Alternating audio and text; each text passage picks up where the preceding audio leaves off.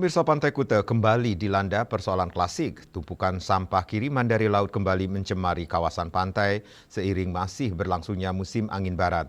Kondisi ini tampak memprihatinkan, terutama bagi destinasi wisata unggulan Bali tersebut.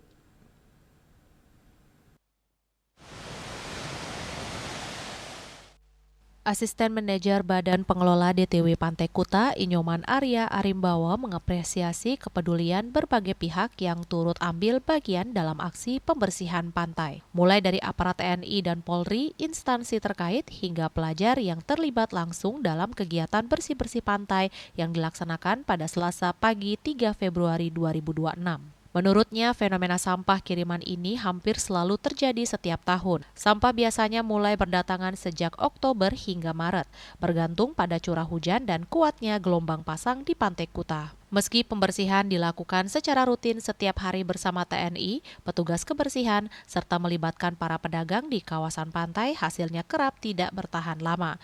Pantai yang sudah bersih pada pagi hari kembali dipenuhi sampah pada sore hari akibat gelombang pasang dan tiupan angin barat yang cukup keras.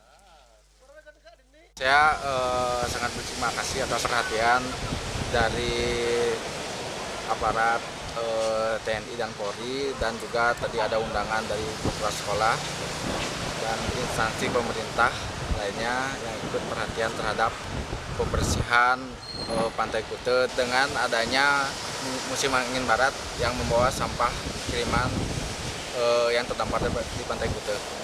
Biasanya sampai berapa bulan sih sampah kiriman angin barat ini ke Pantai Kuta nih?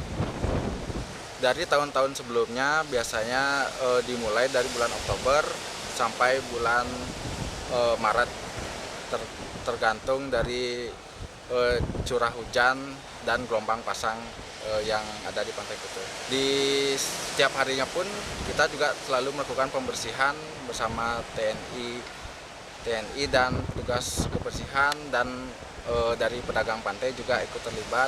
Namun ketika di pagi hari sudah bersih, di sore hari gelombang pasang datang, itu membawa sampah karena angin barat yang cukup keras.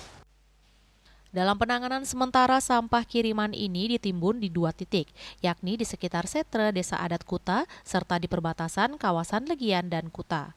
Selanjutnya, sampah akan dikumpulkan setiap pagi untuk kemudian dijadwalkan pengangkutannya oleh pemerintah Kabupaten Badung melalui Dinas Lingkungan Hidup dan Kebersihan. Bahkan dalam kondisi gotong royong massal, volume sampah yang diangkut bisa mencapai hingga 28 truk dalam satu hari.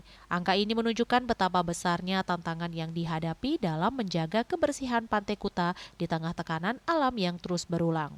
Musim angin barat yang masih berlangsung membuat ancaman sampah kiriman belum berakhir. Diperlukan kerjasama berkelanjutan antara pemerintah, aparat, dan masyarakat agar Pantai Kuta tetap terjaga kebersihannya sekaligus mempertahankan citra pariwisata Bali di mata dunia. Indrawan dan Dek Putra, Bali TV.